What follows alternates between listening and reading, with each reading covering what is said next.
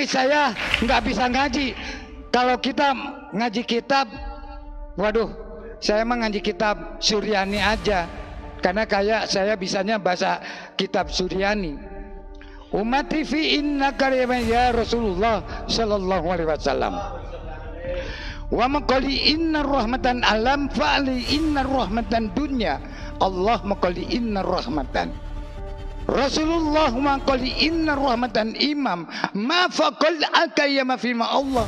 Rabbana qali innar rahmatan dunya afali inna kalima fi ma Allah. Assalamualaikum warahmatullahi wabarakatuh. Di Indonesia ada seseorang pria yang bernama Ius Sugiman, atau yang lebih dikenal dengan nama Ghufron Al-Bantani.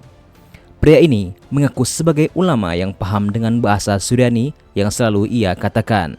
Bahkan dirinya pun juga mengaku telah menulis 500 kitab yang tidak ia tunjukkan. Dirinya mengaku menguasai bahasa Suryani serta berpendapat bahwa bahasa Suryani adalah induk dari segala bahasa dan bahasa para nabi. Pada pembahasan ini, kita tidak berfokus kepada siapa sebenarnya Mama Ghufron Al-Bantani ini, melainkan kita akan fokus kepada apa itu bahasa Suryani yang dikatakan olehnya adalah bahasa para nabi dan induk dari segala bahasa yang ada di dunia. Kita mulai dari apa itu bahasa Suryani.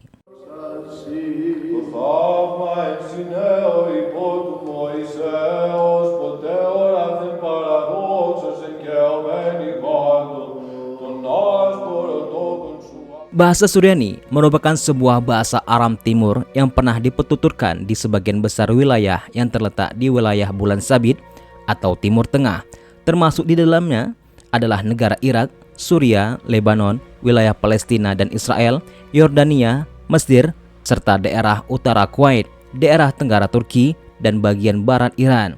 Dan bahasa ini juga digunakan di Arab Timur. Namun secara luas, definisi bahasa Suryani adalah semua bahasa Aram Timur yang dituturkan oleh bermacam-macam komunitas Kristen di Timur Tengah. Bahasa Suryani sendiri dikategorikan sebagai C9 Dorman, yang artinya bahasa ini sudah ditinggalkan oleh mayoritas penuturnya dan hanya dituturkan oleh segelintiran orang. Bahasa ini hanya bertahan hingga abad ke-14 saja. Bahasa Suryani kuno merupakan bahasa gereja yang berasal dari Edessa. Bahasa gereja ini berkembang dalam berbagai dialek. Perkembangan dialek ini menggambarkan berbagai macam kelompok gereja Suriah pada masa itu. Misalnya, kelompok Yakobe Suriah Barat dan kelompok Nestorian Suriah Timur. Dengan perkembangan Islam, sejak abad ke-8 Masehi, bahasa Suryani kuno semakin terpinggirkan. Pada sekitar tahun 1250, yaitu pada masa pendudukan Mongol, bahasa Suryani kuno tidak pernah dituturkan lagi, melainkan mereka menuturkan bahasa Suryani baru yang kemudian disingkat dengan bahasa Suryani. Bahasa Suryani kuno sangat dipengaruhi oleh bahasa Yunani, khususnya kosakata dan konstruksi kalimat. Pada tulisan Yakobi, beberapa huruf vokal Yunani digunakan sebagai tanda vokal. Lalu, apakah bahasa yang pertama kali digunakan di dunia ini? Persoalan kapan kemunculan bahasa pertama kali telah menjadi topik perdebatan sejak berabad-abad silam. Sudah banyak para peneliti yang mencoba menguak asal-muasal bahasa, namun pada akhirnya hanya kebuntuan yang ditemui. Dari hipotesis-hipotesis yang ada, tidak ada satupun yang terbukti apalagi sampai dijadikan acuan secara pasti, sehingga perdebatan ini seolah-olah hanya perbantahan soal anggapan-anggapan tanpa bukti. Sampai saat ini, sejarawan masih belum menetapkan bahasa pertama di dunia. Namun para sejarawan sepakat bahwa Sumeria, Akkadia, dan bahasa Mesir merupakan bahasa tertua dengan catatan. Tapi sayangnya, ketiga bahasa itu sudah punah dan tidak digunakan lagi karena tidak memiliki keturunan hidup yang dapat meneruskan bahasa ke generasi berikutnya.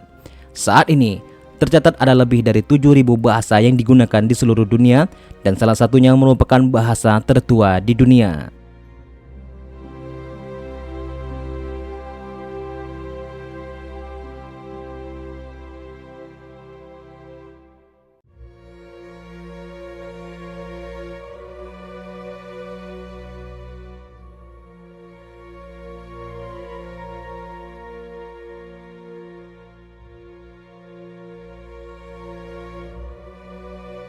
Dalam kitab Umdatul Qari milik Syekh Badruddin Al-Aini yang menjadi syarah dari kitab Sahih Al-Bukhari, beliau menjelaskan mengenai bahasa yang pertama kali digunakan oleh Nabi Adam alaihissalam. Mengapa harus bahasa Nabi Adam yang dibahas? Karena Nabi Adam seperti yang kita ketahui merupakan manusia pertama yang mendiami bumi. Tentu bahasa Nabi Adam yang menjadi acuan kemunculan bahasa pertama kali dan menjadi leluhur bahasa-bahasa lain. Di dalam kitab tersebut, Syekh Badruddin menampilkan perdebatan bahasa apa yang pertama kali Nabi Adam gunakan. Ada yang mengatakan bahwa bahasa yang pertama kali digunakan oleh Nabi Adam alaihissalam adalah bahasa Suryaniyah. Ada pula yang mengatakan bahwa bahasa yang digunakan adalah bahasa Ibrani. Namun demikian, terlepas dari itu semua, sebenarnya Nabi Adam menguasai seluruh bahasa yang digunakan oleh manusia yang ada di bumi. Mungkin termasuk bahasa Jawa, Madura, dan bahasa lain yang digunakan di Nusantara juga beliau kuasai. Beliau juga menuliskan bahasa-bahasa tersebut di tanah serta bebatuan, sehingga anak keturunannya menemukan dan menggunakan bahasa tersebut. Tidak heran kiranya kalau bahasa yang kita temui di tiap belahan dunia berbeda-beda.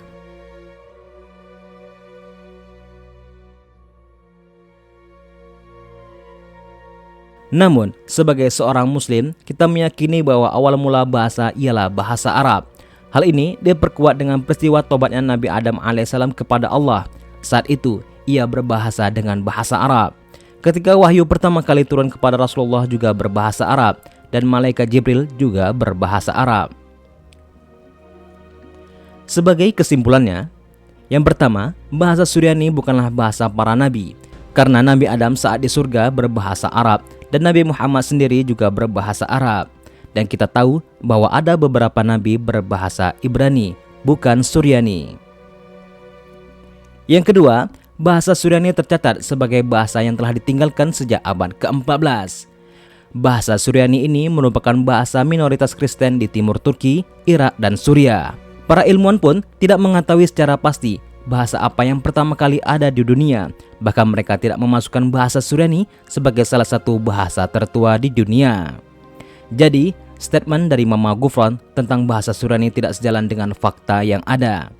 Al-Quran tidak berasal dari bahasa Suryani, karena Quran merupakan kalam Allah yang bahasanya lebih sempurna, bahkan dibandingkan dengan bahasa Arab sendiri. Bagaimana dengan kesimpulan Anda mengenai bahasa Suryani ini? Apakah Anda setuju bahwa bahasa Suryani merupakan induk dari segala bahasa, atau Anda memiliki pandangan lain tentang bahasa ini? Kami tunggu tanggapan Anda di kolom komentar kami. Sampai berjumpa lagi. Wassalamualaikum warahmatullahi wabarakatuh.